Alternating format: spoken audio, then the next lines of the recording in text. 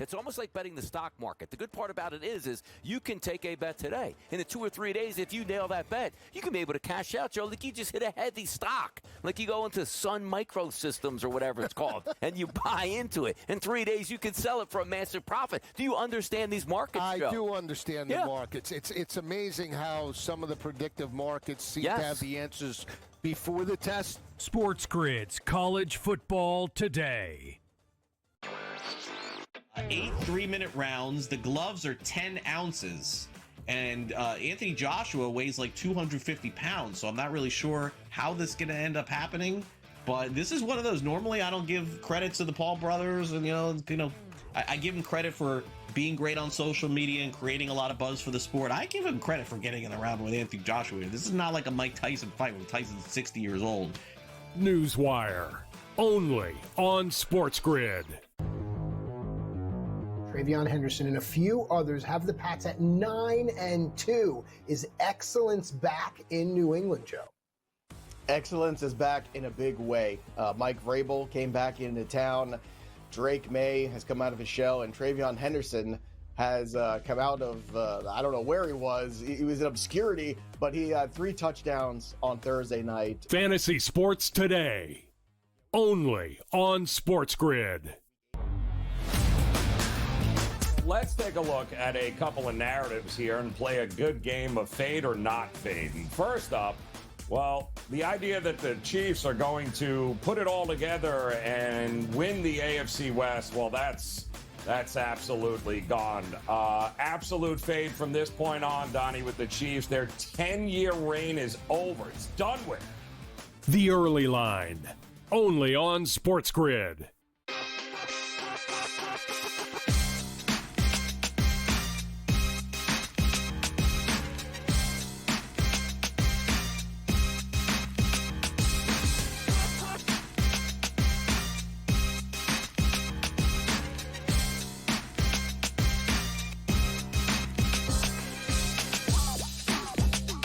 Whoa! Have you made a decision on this Wednesday night to join us right here on SportsGrid? From the Decisions Desk, Kevin Walsh with you on GameTime Decisions. It's a big one. It feels big. Rumblings, rumors swirling. Tonight's best bet. Could it be game of the year? I look around the best bet graphic. Indicators are up. Maybe game of the month. I don't know. Maybe game of the week. Certainly game of the day. We'll get into that momentarily. The big news right now in the sports world is Giannis Antetokounmpo, as he and the Milwaukee Bucks could be headed to a parting of ways. And this, of course, will massively shake up the MVP race? No. I bet Giannis, maybe, but certainly could shake up the odds to win the NBA championship, especially if Giannis is granted his wish, which appears to be a New York Knick, as the Knicks have been positioned as a threat to win the Eastern Conference each of the last 2 seasons, arguably 3, and with Giannis would likely feel in a different category than they currently are. Are the Knicks the only team to watch in this race? Is a question we will look to answer throughout our show tonight. On this NBA board, Giannis's Milwaukee Bucks are in action, and Giannis is projected to play. I am fascinated to see what the energy in that building is tonight. Will the Boo Birds be out? If it was Philadelphia, you could bet your bottom dollar they would be. Does Giannis answer the bell? Put up a huge performance against the 17-4 Detroit Pistons? Maybe so. We're going to have our eyes on this one. Not the only NBA team with a little bit of drama. Looking at you, LA Clippers. At 5-16, the Clippers decided, you know who's the problem? Chris Paul. Chris Paul. First ballot Hall of Famer. who barely sees the court, frustrated with the lack of accountability and lack of focus and energy and effort that he was seeing. They say, cut it out, Chris. Stop asking us to try. You're out of here. Arguably, the best player in the history of the Clippers franchise set up a retirement tour with the Clippers, and they waived him in the middle of the night. All right? They play Atlanta. Eyes on that injury report. Hawks could be down a couple of key players. That number keeps moving towards the LA Clippers. Hoophead's not only going to be betting the NBA, likely locked in on your college basketball slate, as we have day number 2 of the ACC SEC Challenge. Big games yesterday. Kentucky early reeling. They've lost all 3 games against legitimate opponents, North Carolina, Louisville, and Michigan State. Caleb Wilson and the Tar Heels get themselves a big-time victory. UConn with a statement win on the road against Kansas. When will the Jayhawks get Darren Peterson back is a question that will keep on being asked. And then the best game, the defending champs nearly knocked off Cam Boozer and the Duke Blue Devils, but instead a 1-point victory that only strengthens the case for Cam Boozer to win the Wooden Award. He has been brilliant this season. My bet to win the Wooden Award, something we talked about on this show a couple of weeks ago. Michael Brown, Louisville point guard, in action tonight with a ranked matchup in Arkansas.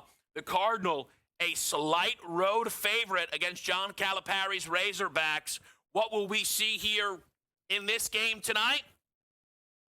You will see not 1, not 2, but 3 of the 4 best bets come from this game tonight. Hold. We'll get there. We will get there. The other key spot on this slate, is it Alabama, Clemson? Is it Auburn, NC State? What about Vanderbilt? Playing like one of the best offenses in college basketball. They lay double digits to SMU. Some of those are other key matchups. You also have A.J. Dybonsa and BYU playing against what looks to be one of the better mid-major teams in Cal Baptist, the Lancers, a 7-1 group who lost but covered their most recent outing against Colorado. We'll see what they have for the Cougars, catching 19 and a half. College football playoff fallout continues. The ever-moving markets around who is going to be in and who is going to be out. We had a full live reaction yesterday on the show, trying to make sense of the notion that Notre Dame could be jumped by Miami, despite the fact that neither of these teams are playing. That makes obviously no sense, but people may be a little validated in that notion, as committee chairman has said, well, they're side by side. Maybe the head-to-head becomes a little more relevant as the state of the college football playoff layout just keeps bringing more questions and frustration, I think, for almost every fan base, it feels right now. Those college football questions will, of course, lead into increased interest in your conference championship games. These numbers are out and available. We'll take a peek around at those. Any early leans? Georgia, a 2.5-point favorite against Alabama. The Heisman Trophy showdown, potentially between Ohio State and Indiana, has seen that number move towards IU, down to 4.5 in the market now. Another college football thing to watch, the head coaching search in Happy Valley.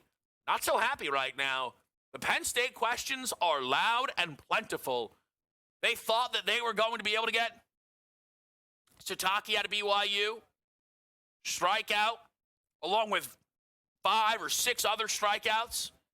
I know some at Penn State wanted Brian Hartline, the Ohio State offensive coordinator. He took the South Florida job. I don't know what's going on. I've reached out to a couple of people to see if I can get some insight into that whole decision, because that made just about no sense. Prediction markets shining a light on former New York Giants head coach Brian Dable. That's interesting. How about Ben Roethlisberger suggesting Mike Tomlin would be a good fit for Penn State? That's interesting. There is a number of interesting names to watch in this Penn State head coaching search. Other football items to watch. It's Wednesday. It's Target Player Prop Wednesday. We've got 5 of them. Our guy Tom Vecchio will join us as always as we sift through a couple of key spots. We have one juicy touchdown option on this slate that I'm incredibly excited to talk about. I'll give people a little spoiler, though. A zag on a potential option that we had that didn't make the cut was Patrick Mahomes over under 1.5 passing touchdowns. Some of the write-up was going to actually lean towards an under. Now, under the guideline of this Texans defense has been great. They don't give up a lot of passing touchdowns. Very few quarterbacks have been able to throw multiple passing touchdowns against them. Well, I also figured you'd get even money, if not plus 120 or so, on that under 1.5. Some of the numbers popping already as that's a big game this weekend. Minus 135, minus 140 on Mahomes under 1.5 passing touchdowns. You may need a zag to the over. Alt, perhaps. Mahomes this season has thrown 1 or fewer touchdown passes in 6 games. He's thrown 3 or more in 6 games. Something to keep our eye on for a huge game Sunday night. But let's not run away, because that's only one Sunday night game. We may have the game of the year tonight. We'll talk about it next.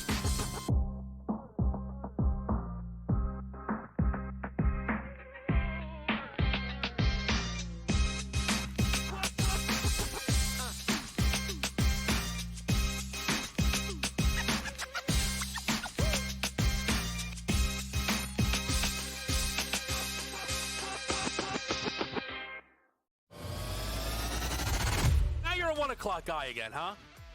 Well, I didn't know I have to appease you. What do you mean appease me? I'm trying to get a read on you. Well, I don't. That's it. I don't want you to get a read. I zig. Okay. What are you? You're on me like flies on rice. Well, I once watched you destroy an NFL team's season because you zagged so hard in the best bet segment. Pro Football Today, only on SportsGrid. Look at Nikola Jokic.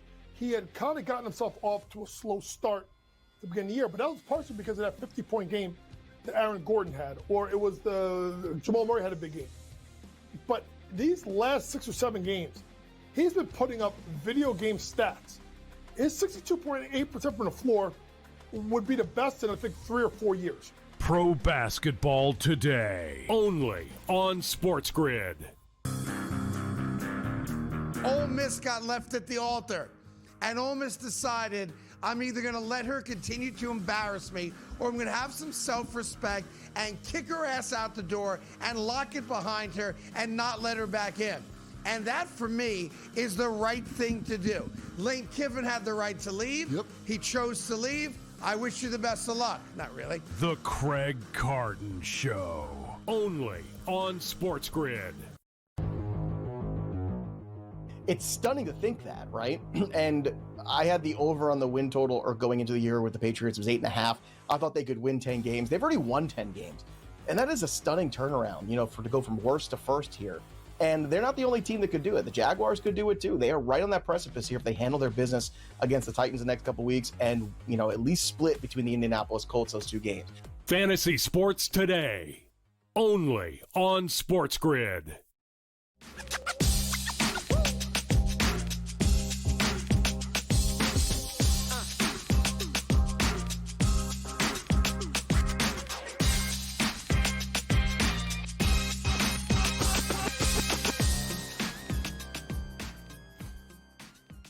Game time decisions. Some decisions have been made. I'm going to tell a quick little tale. I was hanging out with a buddy, I believe it was 2 weekends ago. And he was trying to get me to bet on the New York Rangers. And I was like, college football weekend, maybe a little NBA.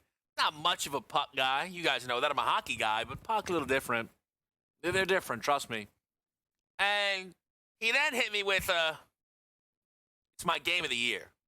Well, now that changes things a little bit. Well, now Well, now you've got my interest. Now, if I can speak candidly, I hope he doesn't see this. I don't trust him at all. I knew that bet was likely to lose. He's not a game of the year guy, but I'm just down for the cause. I'm down to have a good time, a hangout, a goof around, if you will. However, as I look to, rally the troops for a game tonight, I was making my case, and it was pointed back to me. Is this your game of the year? And I tell you, folks, the more I look at it, I don't know. But it's got the makings. I enter here on a Wednesday night, one play deep. Just one. And the excitement level for this game is palpable. Hey, now, as someone who's not necessarily dabbled in countless game of the years, that's my hesitation. But a lot more information starts flying in because 3 of the 4 best bets come from the same game. I might be willing to let the people make the choice on if this is game of the year. But I should start with a king performance as never to be swayed by hype, chatter, buzz, and only to be drawn in by the most nonsensical game your slate may offer. May I remind you yesterday's George Mason Colgate total. Cornell, I don't remember. I don't know. It went through the number. Well, we end up now taking a look at Idaho State over the team total against Kansas City. 71.5 as Sam Yarnell's best bet. You've got to tip the cap. It is the only option. But the rest of us came to play. Casino Chris, once again shining the belt, Mr. Balance.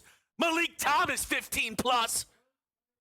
Arkansas Razorback, first player prop of the college hoop season for Chris. Not mad at it. AJ, no surprise. Big game, home dog. He'll take the points. Actually, he'll take the plus price. That's a Razorbacks Mooney line. Give me over 166.5 in Arkansas, Louisville. I love this game. You occasionally get spots where they just can't set the number high enough.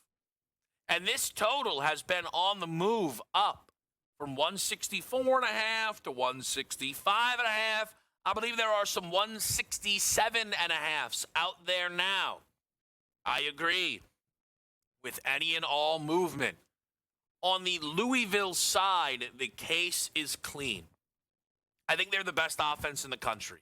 They're graded second in efficiency on KenPom, only Purdue higher. Purdue, a much slower basketball team, so the Louisville output can be much greater. And I know they have not played a ton of great teams, and you could even argue that Kentucky wouldn't meet that qualification, but Louisville lit up the Wildcats and put up 96 points in that basketball game. Because what Louisville has going for them is a great head coach with NBA talent. I don't want to get ahead of myself, but I just want to make a comparison. When Mark Few had that stretch of bringing in Jalen Suggs and Chet Holmgren, it felt like Gonzaga hit a completely different tier. Instead of a gutty, really talented, West WCC team, no, they were a factory, and they were losing once or twice a season. Pat Kelsey getting a player like Michael Brown, a future top 8 pick, a high-level point guard, has given this offense just a completely different level at Louisville. And then there's the Razorback side. And this is what Calipari does. He brings in NBA talent. And the point guard that looks across the court to Michael Brown and says it's me versus you is Darius Acuff Jr. in the battle for best point guard in this freshman class. That's what that head-to-head is. So Acuff meets the moment. And then you have, again, NBA talent and prospects throughout a John Calipari roster. Whether that be Malik Thomas or Billy Richmond or Carter Knox or Trevon Brazile, all of these guys are going to get looks. So you get them in a high-scoring, up and down, fast-paced environment, and both of these teams could touch 90. I love this over. I love this basketball game. I love that the other guys have best bets in this game, and then whatever nonsense Yarnell's up to. I absolutely love it. Is it game of the year? I mean, it's December 3rd. It's December 3rd. If not now, when? If not this game, who? Then again, Lisi gave out a game of the year like 2 weeks ago in a college football season, said we usually don't give it out this early. Hilarious. And lost, and then the next week just gave out a double game of the year. And I, sad or not, consider Lisi a bit of a mentor. So, game of the year, Louisville, Arkansas, over the 166.5. It's a shootout at the OK Corral. Let's get 200 points, fellas.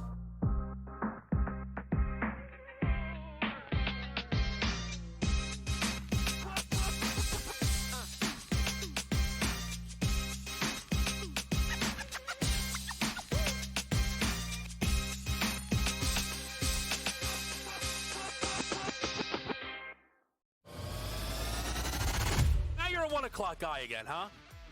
Well, I didn't know I have to appease you. What do you mean appease me? I'm trying to get a read on you. Well, I don't. That's it. I don't want you to get a read. I said. Okay. What are you? You're on me like flies on rice. Well, I once watched you destroy an NFL team's season because you zagged so hard in the best bet segment. Pro Football Today, only on SportsGrid. Look at Nikola Jokic. He had kind of gotten himself off to a slow start at the beginning of the year, but that was partially because of that 50-point game that Aaron Gordon had, or it was the Jamal Murray had a big game. But these last 6 or 7 games, he's been putting up video game stats. His 62.8% from the floor would be the best in, I think, 3 or 4 years. Pro Basketball Today, only on SportsGrid. Ole Miss got left at the altar, and Ole Miss decided I'm either going to let her continue to embarrass me, or I'm going to have some self-respect and kick her ass out the door and lock it behind her and not let her back in. And that, for me, is the right thing to do. Lane Kiffin had the right to leave. Yep. He chose to leave. I wish you the best of luck. Not really. The Craig Carton Show, only on SportsGrid. It's stunning to think that, right? And I had the over on the win total, or going into the year with the Patriots, was 8.5. I thought they could win 10 games. They've already won 10 games. And that is a stunning turnaround, to go from worst to first here. And they're not the only team that could do it. The Jaguars could do it too. They are right on that precipice here if they handle their business against the Titans the next couple weeks and, at least split between the Indianapolis Colts those 2 games. Fantasy Sports Today, only on SportsGrid.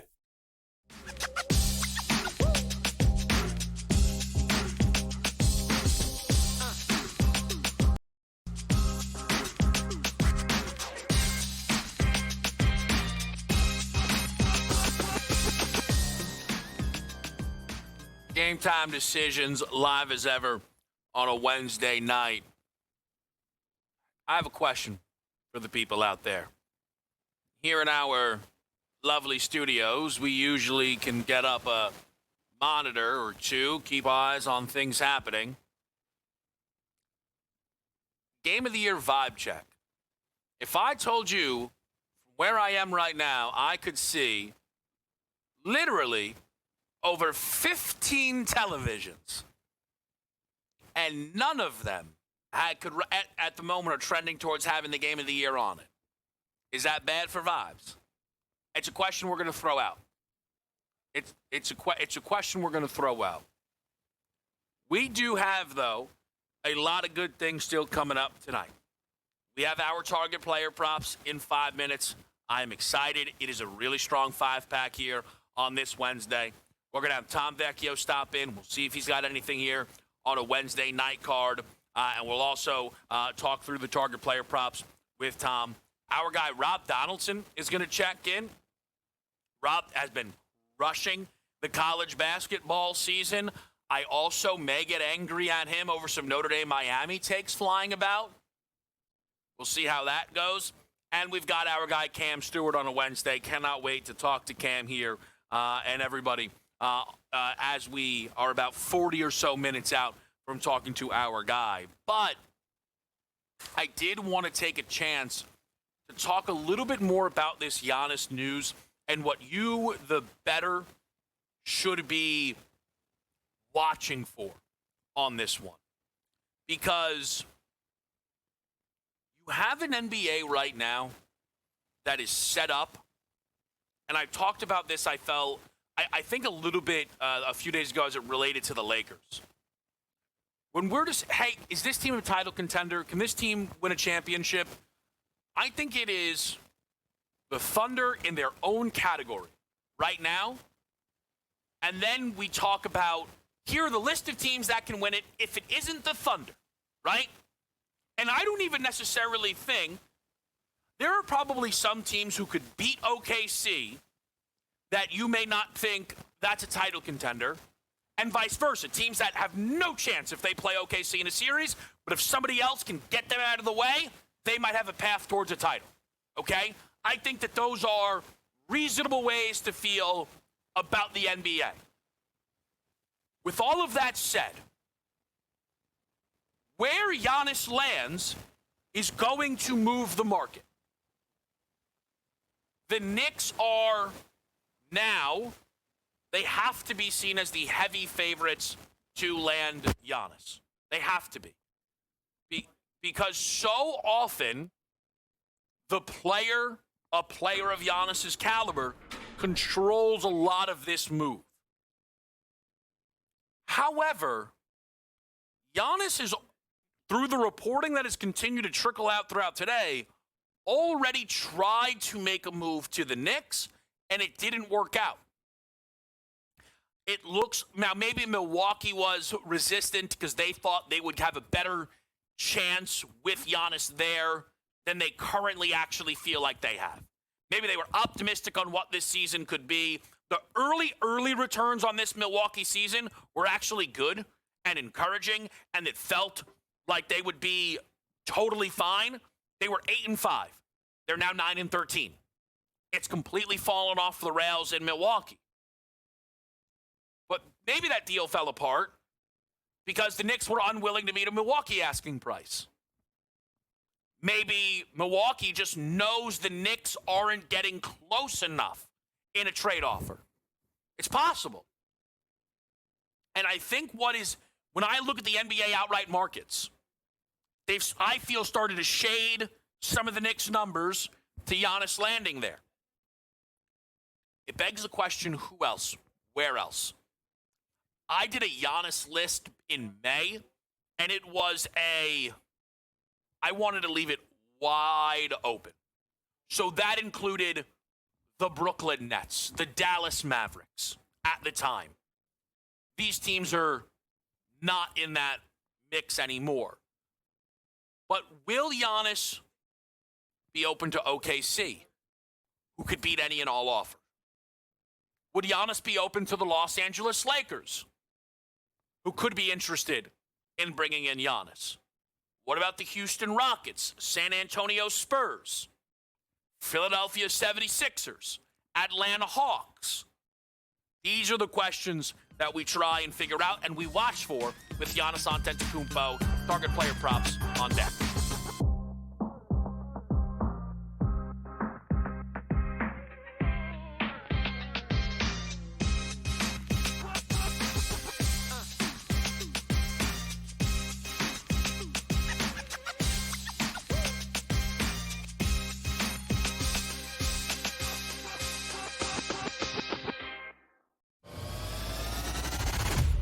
1 o'clock guy again, huh?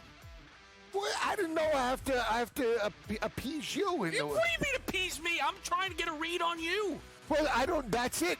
I don't want you to get a read. I said. Okay.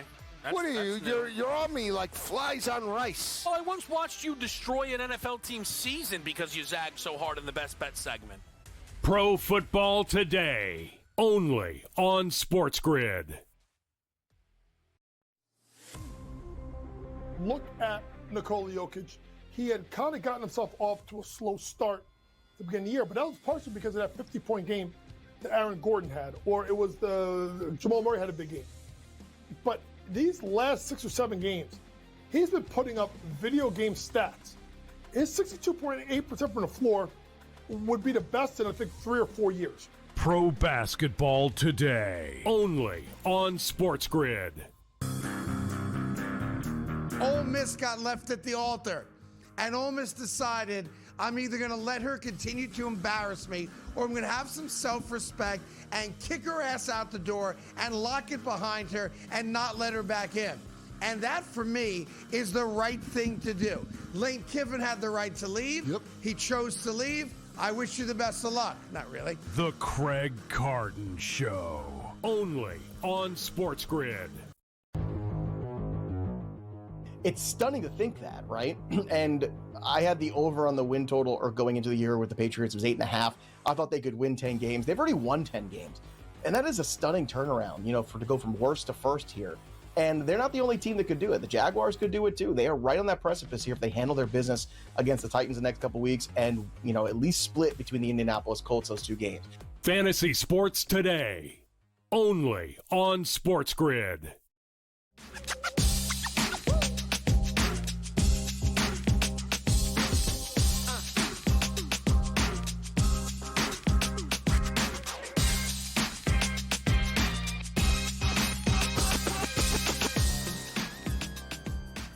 Live right here on a Wednesday on Game Time Decisions. We've got target player props for you heading into week 14 of the NFL season. There are teams who have just 4 games left this year. It is moving. It is absolutely moving. We've got big games this weekend. Our first target player prop comes from one of those games, and it is Chase Brown's rushing yards. Chase Brown, if you just kind of turn the clock to the preseason expectations, was supposed to be one of the more high-usage backs in football, because that's what he was when he took over the job last year. Early season, it wasn't there. A lot of that, I think, was game script, but some of that was performance. They were weird. Is it Samaje Perine backfield games? But Chase Brown is on a heater. He broke out on a Thursday night against Pittsburgh in only 11 carries, had his first 100-yard game of the season. And from that moment, Chase Brown has gone over his rushing yards prop in all but one game. And you see the uptick in attempts. He now has at least 15 carries in 3 consecutive games. And Chase Brown is playing one of the 5 worst rush defenses in the NFL. That's the Buffalo Bills. So you get this nice opportunity to go against projected game script of Bills in front, Bengals from behind, throw. Well, Cincinnati might be encouraged to run it more than the books expect because that's where Buffalo is weakest. And we just saw Cincinnati pull off a bigger upset by the numbers against Baltimore than it would be here going up against Buffalo. Chase Brown over rushing yards, if it stays in the range that we've recently seen it, if you can pop that back up, his most recent, what his numbers have been, even if it stays just right in that range, I think it's going to be a really tempting number on Chase Brown. The next one is still in the running back vicinity, but it is our patented over or under. What do the books do, and therefore what do we do with the Chicago Bears backfield? I think Monungai is more interesting than DeAndre Swift from a prop perspective. They both are. Because Kyle Monungai, just last game, had, I don't know if breakout performance is right because it's not his biggest game even of the season. That actually came against the Cincinnati Bengals in a game that DeAndre Swift had missed. But this Monangai performance, you don't chalk up to Swift wasn't there. This is just a full breakout where Monangai ended up with 4 more carries than Swift. Now, Swift actually, you could argue, was the better back in the game. He had almost as many yards on fewer carries, and his long rush Swift was actually shorter than Monangai. So on a carry-to-carry basis, Swift was probably the more impactful player. But again, what do the books do with that? Kyle Monangai and DeAndre Swift, to bring them together, aren't going up a bad rush defense. It's the Green Bay Packers. They're booked as considerable dogs. Again, almost a touchdown, may close there. So for a guy that just had 130 yards, I mean, the prop can't be 100 yards lower than that. 90? 80? What's the sell number? And I also think there's a real question of, do the Bears want their identity to be a little bit of what we just saw against the Eagles? 40 rush attempts, 200 rush yards, elite rushing offense. That's what the Lions are. That's what Ben Johnson came from. Caleb gets the hype, the buzz. Caleb, there is more of a belief that he could be a tier 1 level quarterback than there ever will be with Jared Goff, unless you're insane. So you don't assign that thought to the Bears. Also, you don't assign it because Gibbs and Monty are a more respected combination in this league than Swift and Monangai. But what they did against the Eagles was dominant. How do the books react? It's a real question. The next 2 wide receivers, the books may just not react enough on. We start with Jacoby Myers in Jacksonville. We've actually talked about Myers before in the target player prop section when he was traded there. No Brian Thomas, Travis Hunter out for the year. How do the books handle that?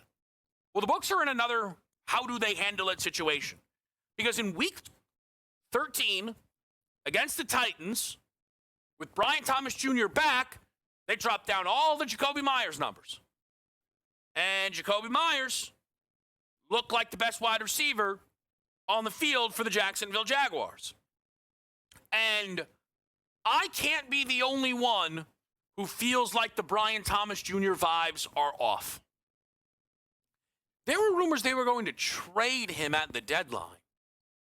Now, they didn't, and they're winning. I'm sure they're happy they didn't. But he's also not been out there for the last 3 games. So Myers has been building up a rapport and a trust. If game plans are still hyper-focused on Thomas Jr. because of the talent, you may still get numbers way too light on Jacoby Myers.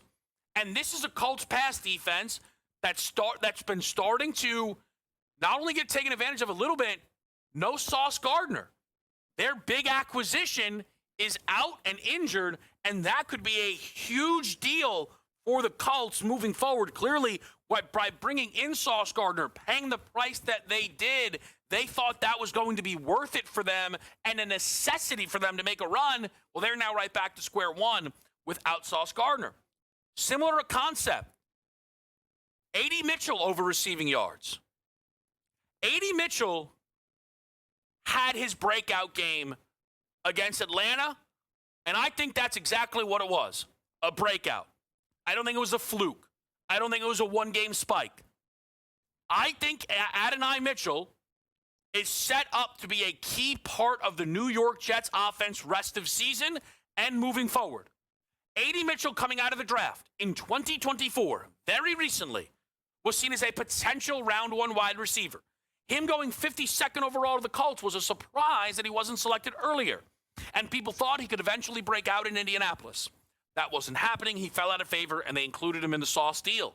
But you saw Aaron Glenn excited to tell everybody that A.D. Mitchell wasn't in that trade just because. They wanted him. And you saw it a little bit against Baltimore, where A.D. Mitchell had 7 targets, but just 2 catches, but for 42 yards. Because A.D. Mitchell is one of the more explosive wide receivers the game has to offer. So now last week, you still mix in the deep stuff. He had a 52-yard touchdown, but more underneath out route options for A.D. Mitchell, and you end up with a guy who's the clear number one wide receiver now for the Jets. Over the last 2 games with Tyrod Taylor, Mitchell has had 85% of the snaps in back-to-back weeks and his team-high 19 targets in those games. I don't think they are going to be adjusting A.D. Mitchell enough because I think this is a guy who can average over 60 yards, 65 yards a game rest of season. Last one's a fun one. Justin Jefferson, anytime touchdown. We have talked about fading the Washington defense, and that may become more and more prevalent if we're less and less inclined to fade the Dallas defense, though I'm not sure we should be because of Rashee Rice and the Chiefs had 4 passing touchdowns. That's a lot to do with Thursday, tomorrow. Excited to watch that game, bet that game. Trust me, we'll be loaded for bear. But Washington's defenses look similarly vulnerable. I think the temptation here with Justin Jefferson, though, is not just the spot. It's what is this price going to be? More than any one of these I think we've done before. I know it was different. It was Brosmer. It was outdoors. It was Seattle. But it was almost 3-1 for JJ to catch a touchdown last week. This week, 9 is back. Something to keep your eye on. We'll talk to Tom Vecchio next.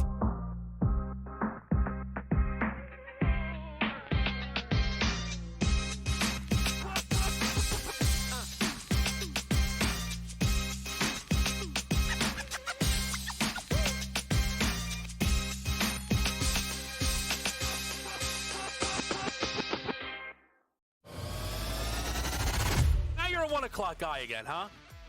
Well, I didn't know I have to appease you. What do you mean appease me? I'm trying to get a read on you. Well, I don't. That's it. I don't want you to get a read. I said. Okay. What are you? You're on me like flies on rice. Well, I once watched you destroy an NFL team's season because you zagged so hard in the best bet segment. Pro Football Today, only on SportsGrid. Look at Nikola Jokic. He had kind of gotten himself off to a slow start at the beginning of the year, but that was partially because of that 50-point game that Aaron Gordon had, or it was the Jamal Murray had a big game. But these last 6 or 7 games, he's been putting up video game stats. His 62.8% from the floor would be the best in, I think, 3 or 4 years. Pro Basketball Today, only on SportsGrid. Ole Miss got left at the altar, and Ole Miss decided, I'm either going to let her continue to embarrass me, or I'm going to have some self-respect and kick her ass out the door and lock it behind her and not let her back in. And that, for me, is the right thing to do. Lane Kiffin had the right to leave. Yep. He chose to leave. I wish you the best of luck. Not really. The Craig Carton Show, only on SportsGrid. It's stunning to think that, right? And I had the over on the win total, or going into the year with the Patriots, it was 8.5. I thought they could win 10 games. They've already won 10 games. And that is a stunning turnaround, to go from worst to first here. And they're not the only team that could do it. The Jaguars could do it too. They are right on that precipice here if they handle their business against the Titans the next couple weeks and, at least split between the Indianapolis Colts those 2 games. Fantasy Sports Today, only on SportsGrid.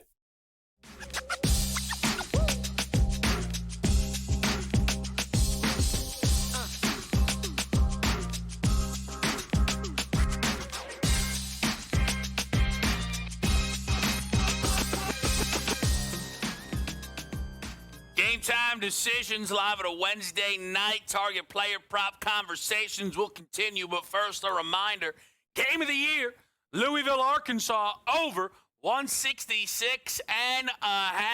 It gets the label. It gets the stamp of approval. This thing's a rocket ship. Not the only best bet that comes from that one. Malik Thomas for 15+ from Casino Chris. You also get AJ playing the Razorbacks on the Mooney line as they are a slight home dog to Louisville. And then, of course, Sam Yarnell, because he's Sam Yarnell, is playing Idaho State's team total over 71.5.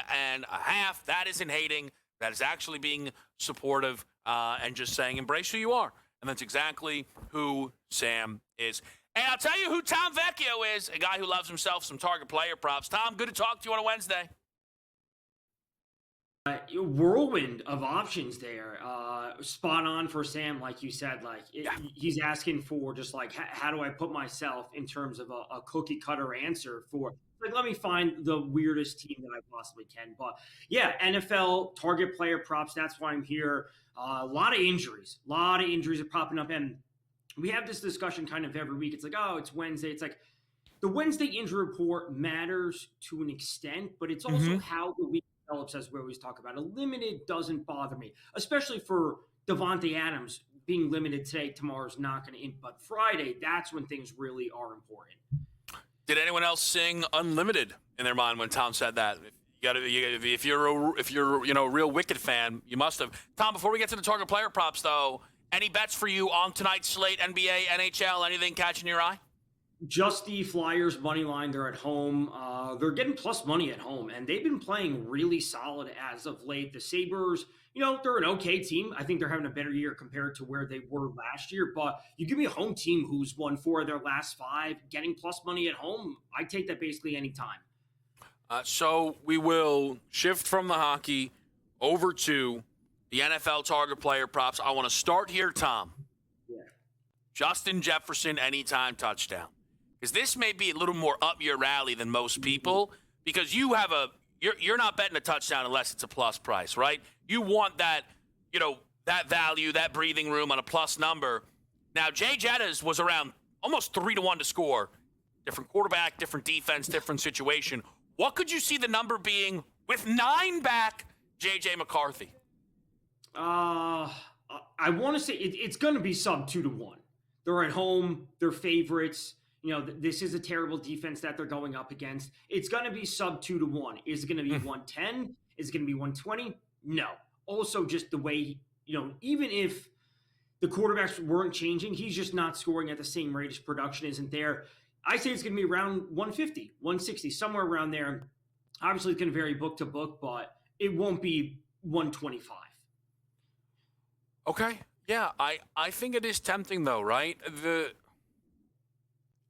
McCarthy pretty much is somebody who I think I was anti-McCarthy because I think people were lying about the perception of him in Minnesota, but that war has now been won so easily. I'm now a bit of a McCarthy guy. He's so bad I can now support him. Like, at some point he could play better. I think Jefferson becomes really interesting. We'll stick on the wide receiver note, Tom. And I'll bring these guys together. 2 guys. Sometimes, we love a bounce back spot, right? We have 2 guys coming off of maybe their best games of the season. Adonai Mitchell with the Jets, Jacoby Myers with the Jacksonville Jaguars. The Jets play the Miami Dolphins, the Jags in a huge game against the Indianapolis Colts. Would you be more inclined to buy into one of these guys versus the other? Yeah, I'd be inclined to buy into A.D. Mitchell simply because the target competition is far lower on the Jets than it is the Jags. And, at a certain point, we're going to get into the dynamic with the Jags where they need to get Brian Thomas going. And I know regardless of he kind of had the yips earlier in the season, he was just dropping passes. It's like they need him. Brenton Strange is back. Parker Washington was super solid when those guys were out. He clearly has connection with Trevor Lawrence. It's like not all 4 of those 3, and plus Myers, the 4 of them, not all 4 of them are going to have big games on the same day, same week in, week out. So I'd rather buy into a player that has at least consistent target volume.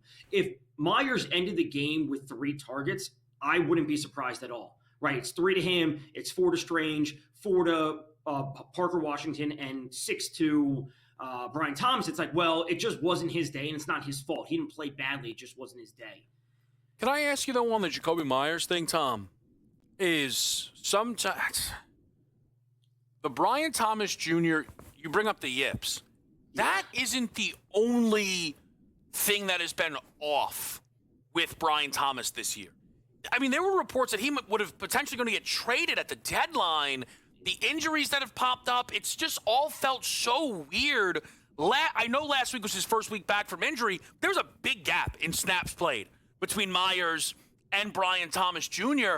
I think Brian Thomas Jr. is super, super talented. I also think it's on the board that Jacoby Myers is the more consistent wide receiver rest of season to Brian Thomas Jr.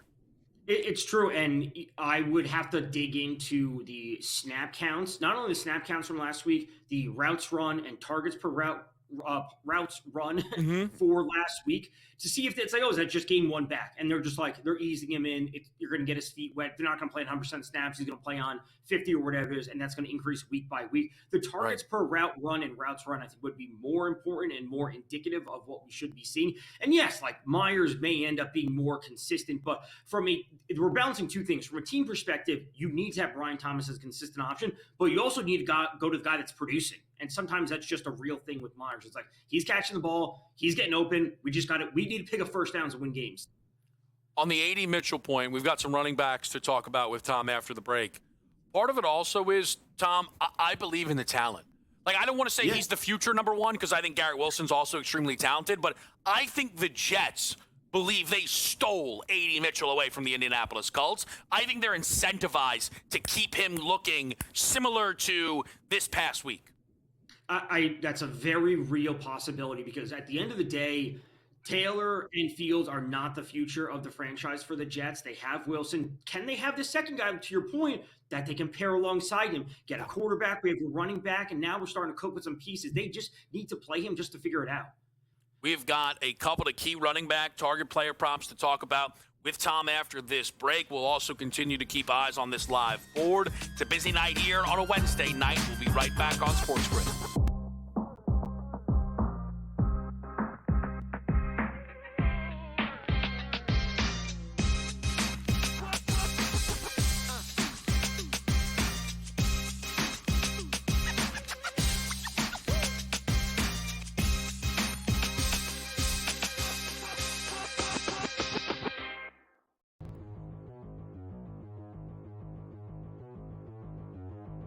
Let's play our game of buy or sell. Let's get to the quarterbacks for next year. Mac Jones will be an NFL starter to begin next season. He's looked great. Brock Purdy has not. Buy or sell? You look through the NFL here. Miami, Jets, Cleveland, Raiders.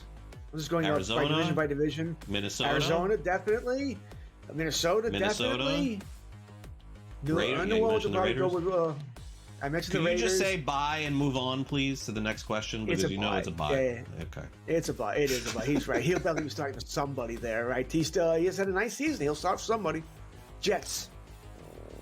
Bye. Gardner Minshew was a starter in the NFL year after year for the next guy in waiting. I mean, this keeps happening. You think that Mac Jones is not going to be a bye? All right. Daniel Jones will finish the season as a better fantasy quarterback than Justin Herbert of the Chargers. Both players, George, have slipped quite a bit in November here. Broken fibula. No, he's not going to finish better than Justin Herbert. I don't know if he's going to finish the season. You got to think if they were playing better, maybe he'd be sitting out a week or two. But they've been struggling, trying to win that division. Big games now against Houston, that they're sort of pushing him in there. No. I know the offensive line for the Chargers is horrific. I get it, but no, I'll say Justin plays a little bit better. I'm buying it. I don't like what I see with the Chargers at all. Can't run, can't throw, can't play defense. Feels like Harbaugh's getting a little desperate. Broken fibula. It's not a tibula. It's a fibula. It's okay. It's okay. Oh, fine. I don't know that to be true. Okay. It just sounded good. Fantasy Sports Today. Friday, starting at 3 p.m. Only on SportsGrid.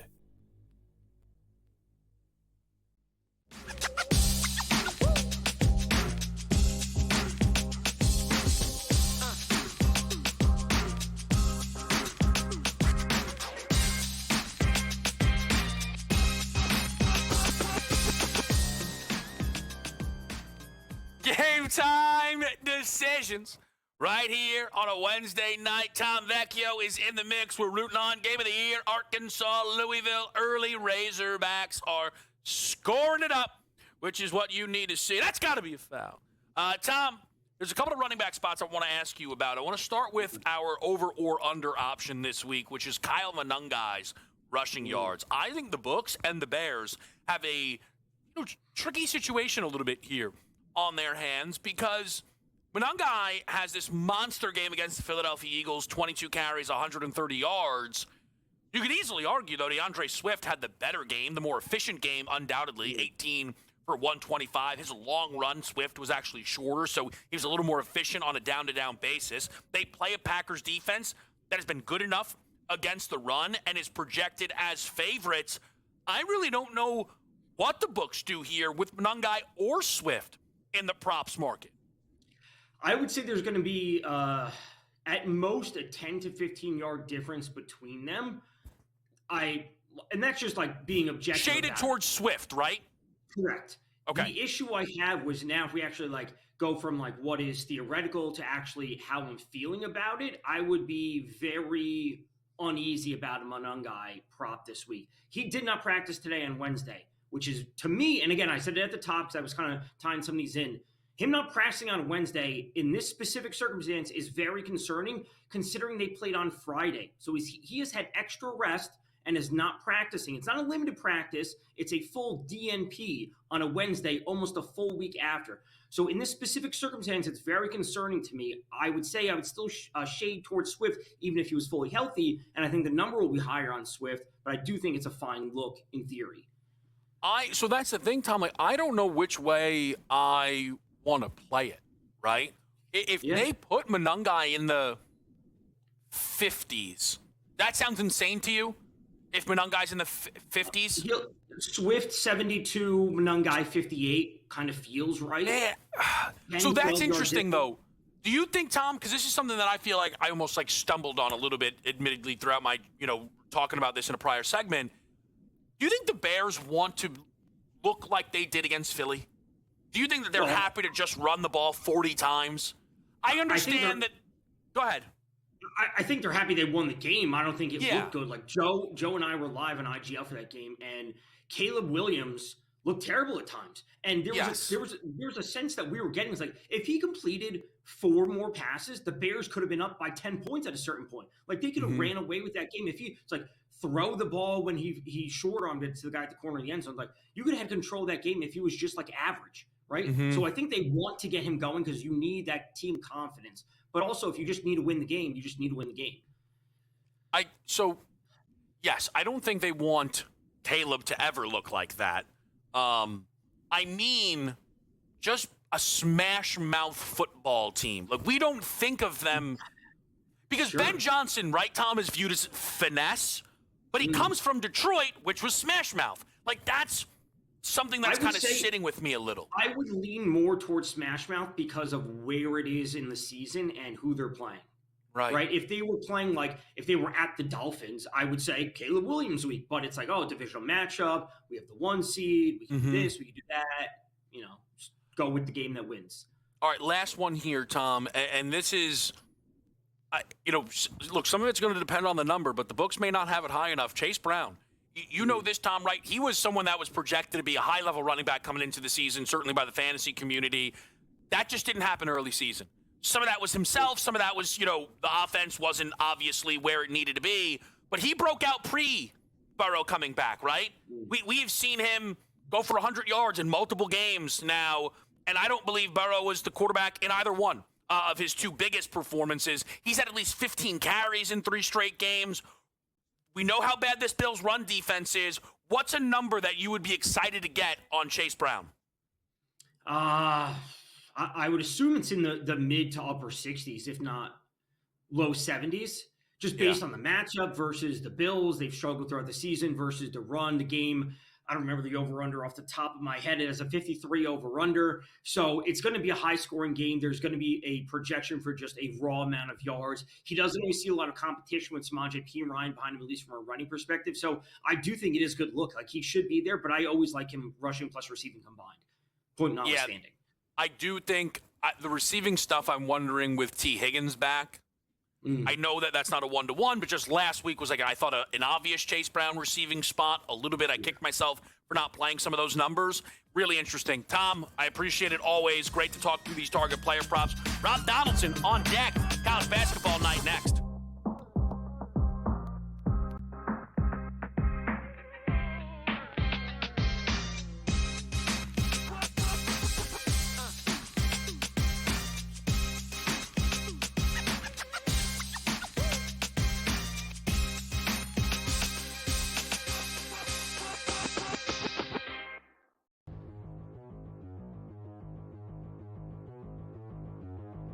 Let's play our game of buy or sell. Let's get to the quarterbacks for next year. Mac Jones will be an NFL starter to begin next season. He's looked great. Brock Purdy has not. Buy or sell? You look through the NFL here. Miami, Jets, Cleveland, Raiders. I'm just going Arizona, by division. Minnesota. Arizona, definitely. Minnesota, definitely. Raiders. I mentioned Can the Raiders. you just say buy and move on, please, to the next question? Because It's a buy. it's a buy. Yeah. Okay. It's a buy. It is a buy. He's right. He'll definitely be starting for somebody there, right? He has had a nice season. He'll start for somebody. Jets. Buy. Gardner Minshew was a starter in the NFL year after year for the next guy in waiting. I mean, this keeps happening. You think that Mac Jones is not going to be a buy? All right. Daniel Jones will finish the season as a better fantasy quarterback than Justin Herbert of the Chargers. Both players, George, have slipped quite a bit in November here. Broken fibula. No, he's not going to finish better than Justin Herbert. I don't know if he's going to finish the season. You got to think if they were playing better, maybe he'd be sitting out a week or two. But they've been struggling, trying to win that division. Big games now against Houston, that they're sort of pushing him in there. No. I know the offensive line for the Chargers is horrific. I get it, but no, I'll say Justin plays a little bit better. I'm buying it. I don't like what I see with the Chargers at all. Can't run, can't throw, can't play defense. Feels like Harbaugh's getting a little Broken desperate. fibula. It's not a tibula. It's a fibula. It's okay. It's okay. Oh, fine. I don't know that to be true. Okay. It just sounded good. Fantasy Sports Today, Friday, starting at 3 p.m. Only on SportsGrid.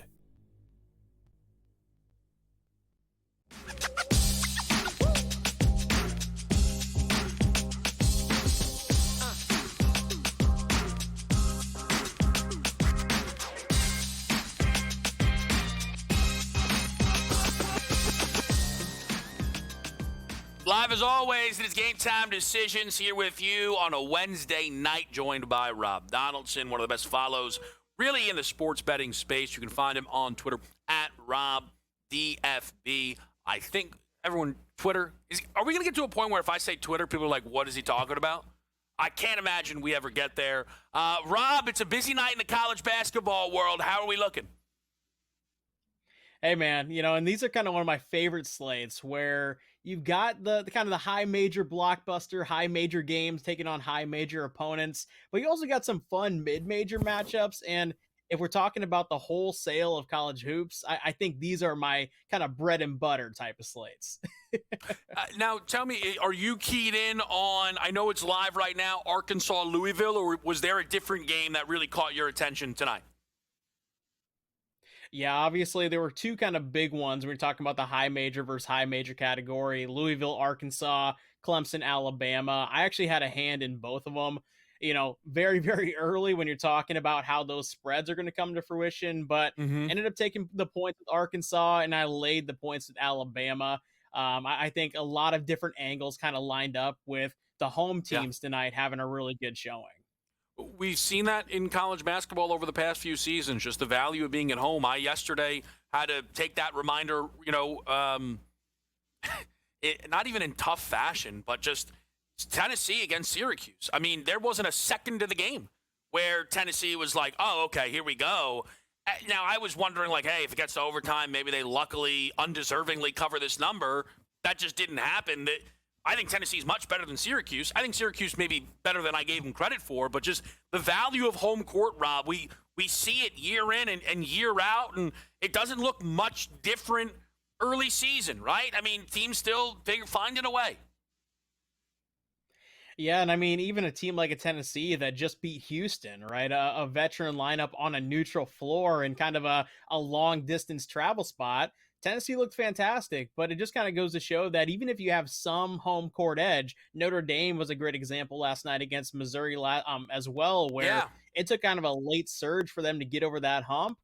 I think a lot of younger teams, like a Tennessee is a youngerish kind of team this season, they're going to go through some road lumps, and I think we kind of saw that get exposed last night with them traveling over to the Carrier Dome. You mentioned Notre Dame, Rob. I told you this before we got going. I got a couple of Notre Dame questions for you as it relates to the college football playoff world. the people who tune in nightly here know my stance on the situation. So I want to kind of get your thoughts. This ongoing debate that is happening between Notre Dame and the rest of the at-large field, but specifically Miami. Yeah, and I think Miami Notre Dame is kind of that the key sort of one to key in on, because one team is out of the field, one team is into the field. They played each other. It was a head-to-head, and I get it. It was at Miami. It was week 1. It was a young freshman, or young QB rather, for Notre Dame, making his first ever road start. And certainly that needs to be kind of factored in when you're considering Notre Dame's at-large chances. But we saw the result, and Miami dominated wire to wire in that ball game. And, even over recent weeks, if we're kind of factoring in since week 2, Notre Dame probably has 2 kind of notable-ish wins against USC and on the road against Pitt. Well, I get it. They dominated their schedule on the back end, but Miami also dominated Pitt in the last few weeks as well. And so if there's a common opponent, if there's also a head-to-head winner, they have the same record, they're also not playing in a championship game, I have zero clue why Miami's not included in the college football playoff field right now. So I think I can give some insight, because this is the fact that is somehow never acknowledged when Miami comes up. Of the teams in the top 15 of the college football playoff rankings, there are 4 losses total to unranked teams, and Miami has 50% of them. And I understand the downplaying of the win. It was week 1. It was at Miami. I get that is annoying for people. I think it's adding a little bit of context. I get that. But also, Miami played a bunch of other games, and it was their loss to Louisville and SMU that got them in this position, Rob. And I don't understand why that people act like it doesn't matter. They lost to 2 unranked football teams. That's why Miami is in the position they're in.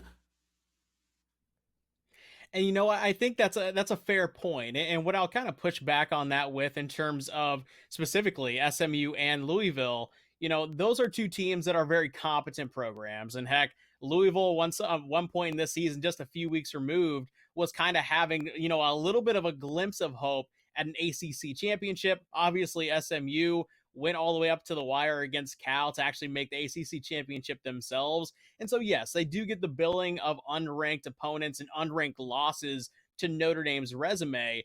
But the fact that the ACC just kind of gets diminished in general comparatively to the SEC or comparatively to the Big Ten is kind of part of why that kind of stands out, because I don't think that those are bad teams by any stretch. If they're ranked inside the top 25, like some of those back-end SEC teams are, I think we're having a different conversation and a different outlook on what Miami's resume actually looks like.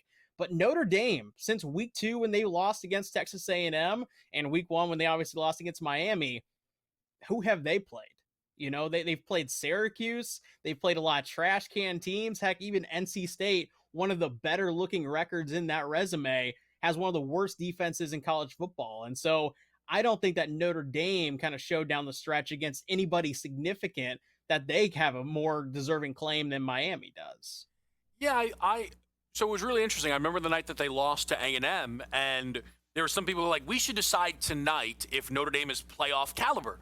And I was like, cool, let's decide tonight, obviously. Because they played Miami and A&M, and they lost a pair of games really close, right? And again, they lost those games. I understand that happened. I also know, and this is another interesting thing, I know that this stuff isn't decided by power ratings, otherwise the whole thing would look way different. But again, I mean, Rob, you're so in this space. I know you're well aware that Notre Dame is power rated by a number of respected outlets as one of the 5 best teams in college football. So every week they're ranked 8, 9, or 10, and people are upset that one of the 5 best teams in the country isn't lower. I have found this to be a little silly. I have. I'll be honest. Like, it just, we've seen it. We've seen how dominant they felt. I think we know it. I understand that Miami is frustrated. I also think one of the PR mistakes, if you will, is BYU and Miami spend so much time attacking Notre Dame. The SEC is going to get 5 teams in a 12-team field that has to give multiple spots to other 50% of the field is the SEC. That's, I think, Rob, where people should have more questions. I 100% actually agree with you here because Alabama has the worst loss in the field, and they're a guarantee just to get in inherently. And they just struggled against Auburn on the road. They struggled against South Carolina. I mean, to think that Alabama is just a gimme and better than Notre Dame, I think honestly, if you wanted to make the argument that Alabama is a worse team on a neutral field right now than Notre Dame, I'm with you. I think Notre Dame is the better team.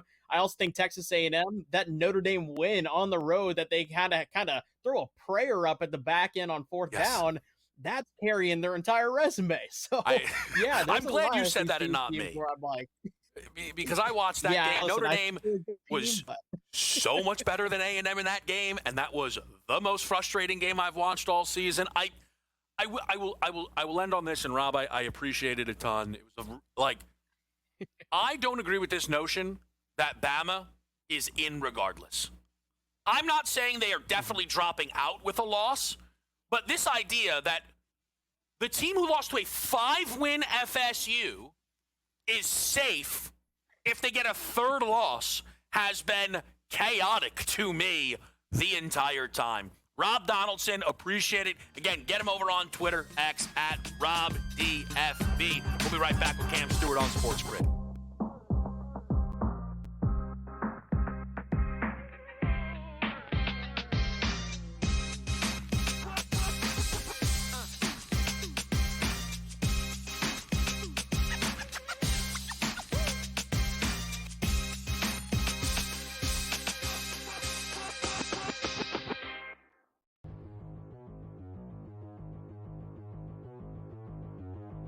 Let's play our game of buy or sell. Let's get to the quarterbacks for next year. Mac Jones will be an NFL starter to begin next season. He's looked great. Brock Purdy has not. Buy or sell? You look through the NFL here. Miami, Jets, Cleveland, Raiders.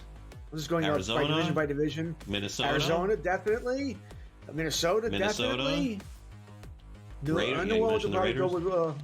I mentioned Can the Raiders. you just say bye and move on, please, to the next question? Because it's a buy. Yeah. Okay. It's a buy. It is a buy. He's right. He'll definitely be starting for somebody there, right? He has had a nice season. He'll start for somebody. Jets. Buy. Gardner Minshew was a starter in the NFL year after year for the next guy in waiting. I mean, this keeps happening. You think that Mac Jones is not going to be a buy? All right. Daniel Jones will finish the season as a better fantasy quarterback than Justin Herbert of the Chargers. Both players, George, have slipped quite a bit in November here. Broken fibula. No, he's not going to finish better than Justin Herbert. I don't know if he's going to finish the season. You got to think if they were playing better, maybe he'd be sitting out a week or two. But they've been struggling, trying to win that division. Big games now against Houston, that they're sort of pushing him in there. No. I know the offensive line for the Chargers is horrific. I get it. But no, I'll say Justin plays a little bit better. I'm buying it. I don't like what I see with the Chargers at all. Can't run, can't throw, can't play defense. Feels like Harbaugh's getting a little desperate. Broken fibula. It's not a tibula. It's a fibula. It's okay. It's okay. Oh, fine. I don't know that to be true. Okay. It just sounded good. Fantasy Sports Today. Friday, starting at 3 p.m. Only on SportsGrid.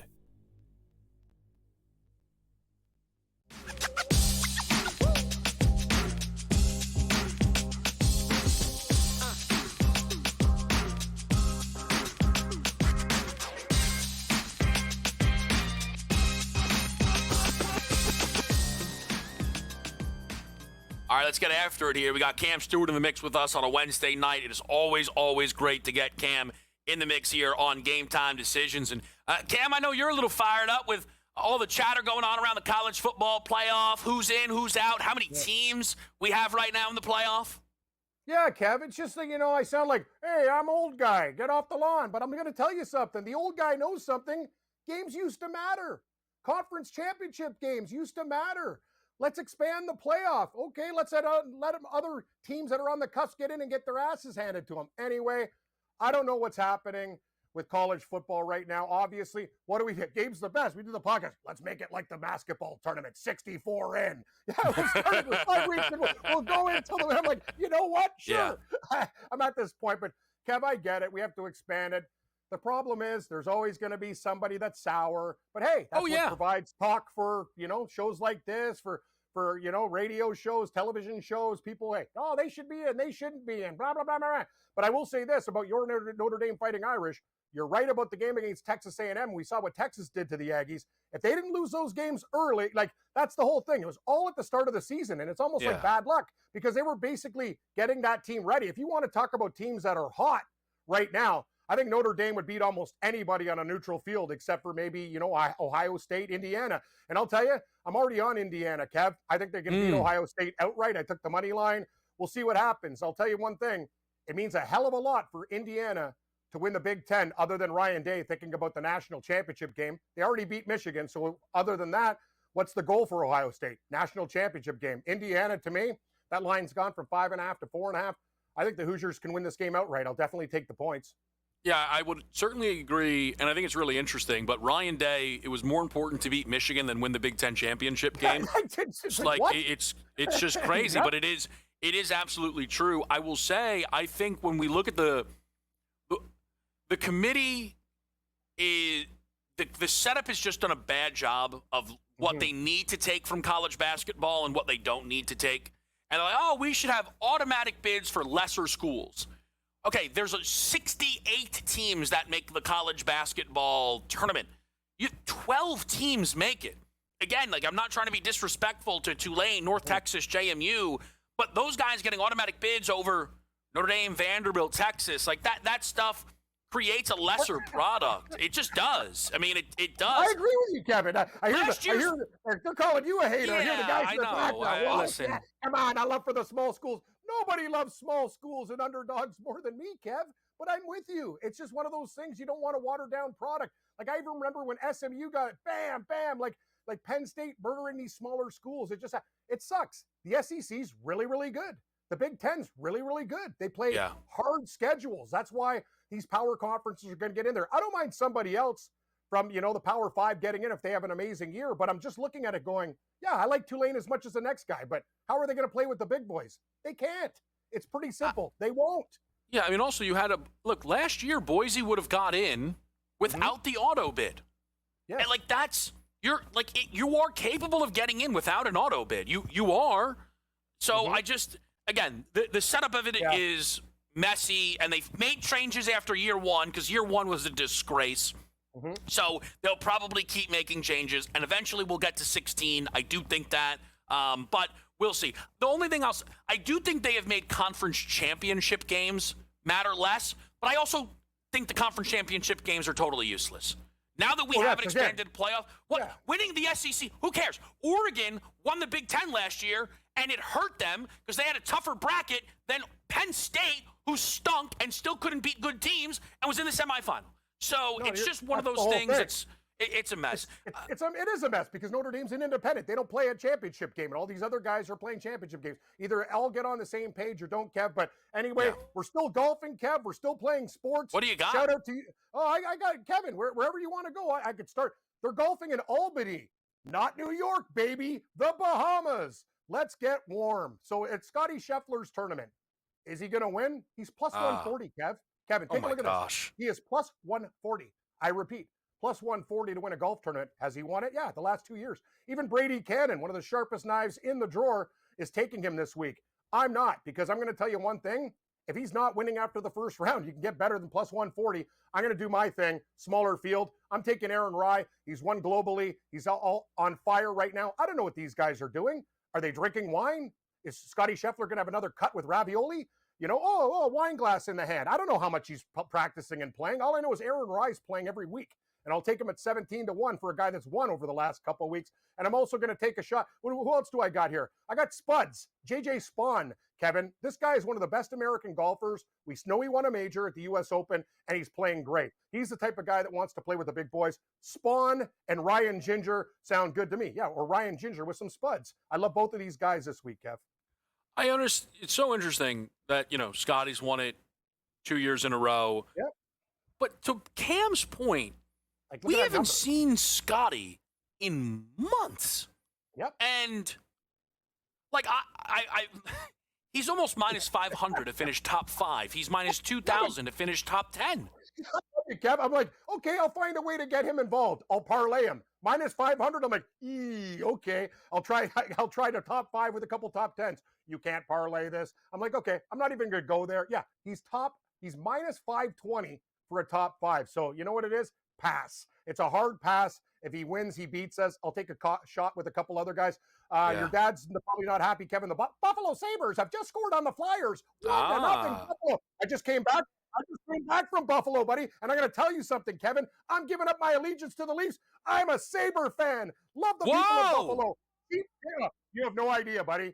I am literally walking to Buffalo. People are like, hey, Cam, they knew us from the show, SportsGrid, everything else. I'm telling you, I am done with the monotone sushi-eating fans. I'll always love that team since I was a kid. But the people of Buffalo, like your old man, they get it. Let's have a couple beers and bowl. That's what I like. Go to the pub in Buffalo. You buy a drink, the second one's free. They're like, hey, the Canadians are back. Sabres win 5-1. They're hot, baby. Buffalo, Buffalo, Buffalo, Buffalo, Buffalo. My new favorite hometown. I hate to say it, but I do feel like a number of fan bases could win you over if they get you a free beer. I do. You're right, Kevin. I'm not hard. Twist my arm. 2 free beers, and Cam will be a fan of your favorite hockey team. Cam, you are the best. See you at the company party tomorrow. I wish I could fly in. Talk later.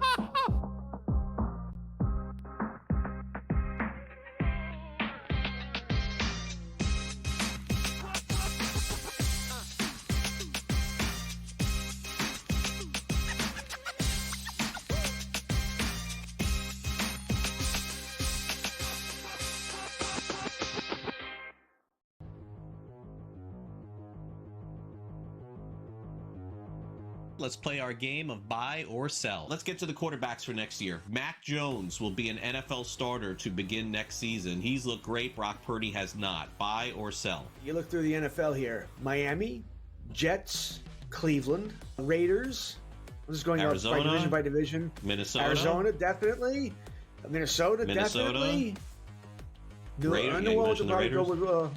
I mentioned Can the Raiders. you just say buy and move on, please, to the next question? Because it's a buy. Yeah. Okay. It's a buy. It is a buy. He's right. He'll definitely be starting for somebody there, right? He has had a nice season. He'll start for somebody.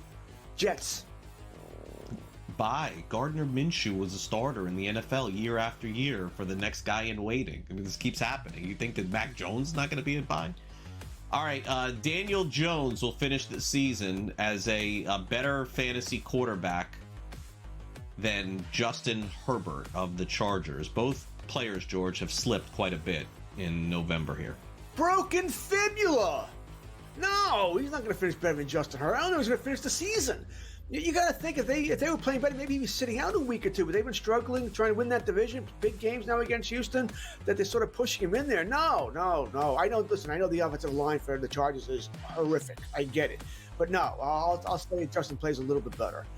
I'm buying it. I don't like what I see with the Chargers at all. Can't run, can't throw, can't play defense. Feels like Harbaugh's getting a little desperate. Broken fibula.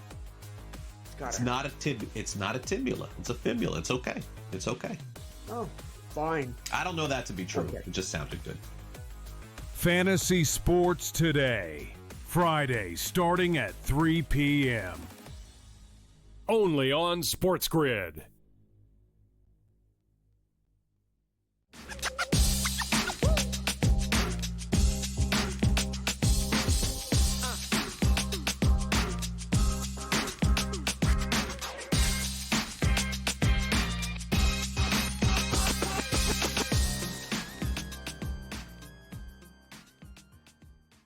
Back at the right here on SportsGrid, we want to update the live board for everyone. Ranked games right now at the break, Minnesota and Indiana. Ranked Hoosiers are tied at 33 apiece. They were an 8.5-point favorite heading into that game. Arkansas up double digits right now on Louisville, 33-22. I didn't feel great about the total as, we keep an eye on the game, but it's live. Very trendy. It's over 170. I think maybe I'm just so disappointed in the Louisville portion of it. I'm underrating how much Arkansas is carrying the load. Great start for AJ, who played the money line. Malik Thomas off the bench for Chris with 6 early ones. Not a bad start as well. I think he snuck a couple of by those by our guy, Chris. Alabama jumping all over the Clemson Tigers. That is 35-19 early doors. Just some other college basketball spots. Cornell Townsend. Now explain yourself, Cornell.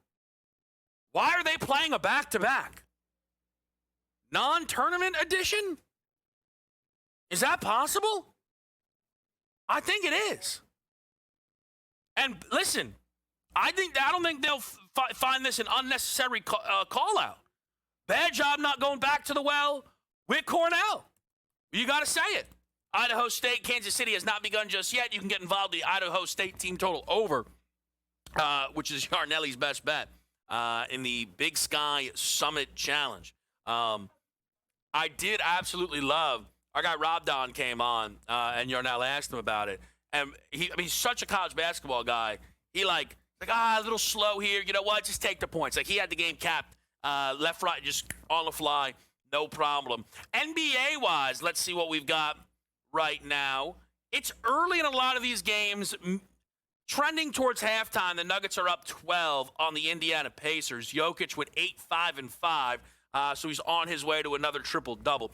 Early Blazers lead on the road against the Cleveland Cavaliers, despite 16 points from Evan Mobley. It's 51-46 Portland. Spurs up 7 on the Orlando Magic. Close back and forth as we get underway with the Clippers and the Hawks. Knicks have jumped all over the Charlotte Hornets. The Knicks heavily in the news today as Giannis Antetokounmpo's time in Milwaukee could be coming to a close. The Milwaukee Bucks play tonight against the Detroit Pistons. I am fascinated to see what this game looks like. And I'm going to say something because it is probably not as much in the DNA of a Milwaukee Bucks fan as it is perhaps as somebody who is from Queens, New York, and is a Philadelphia Eagle fan. If Giannis is booed tonight, he 100% deserves it. He will inevitably get his jersey retired by this organization. They will sing his song when appropriate. They may even sing it when he comes back the next time in that away uniform. But Giannis has had a few opportunities where it looked like he would leave. And people would say he hasn't. Surely that should bring him all the goodwill in the world. He won a championship for this team. He is very likely the greatest Milwaukee Buck there has ever been. But, or at least was trending to that. I don't know where the Kareem, Oscar Robertson scale is, but he's right there. But Giannis could have handled this in the offseason and opted not to. And the reason he didn't is the same reason the report came out the way it did today. Giannis wants his cake and to eat it too. He doesn't want to request a trade. He wants to be traded. He wants this to be a mutual parting of ways, except there's nothing mutual about it because everything the Bucks do is to keep Giannis happy and to make the Bucks a contender. And that's why Drew Holiday was a thing, and Damian Lillard was a thing, and Miles Turner is a thing, and Kyle Kuzma, my goodness, is a thing. And Giannis in season going, I want out, and I want to be a Knick, and that's it.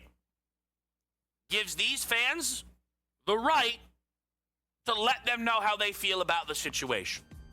Eyes are on Milwaukee tonight and the game of the year in Arkansas. In-game live is next.